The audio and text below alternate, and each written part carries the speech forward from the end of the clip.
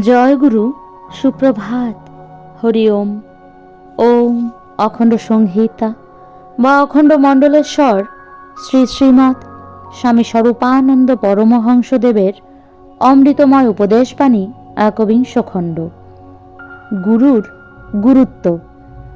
একটি জিজ্ঞাসুর প্রশ্নের উত্তরে শ্রী শ্রী বাবামণি বলিলেন, গুরু যখন দীক্ষা দান তখন প্রকৃত প্রস্তাবে আত্মদান করেন।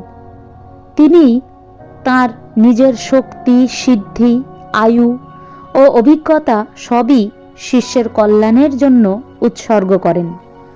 তিনি তখন নিজের জন্য কোনো স্বার্থ, কোনো বাসনা, কোনো বিশেষ সুবিধা লাভের অভিপ্রায় মনে মনে পোষণ করেন না।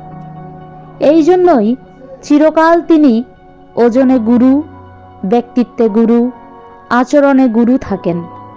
এমন নিষ্কাম নিঃস্বার্থ গুরু যদি পাও, নিঃসংকোচে দীক্ষা নিতে পারো।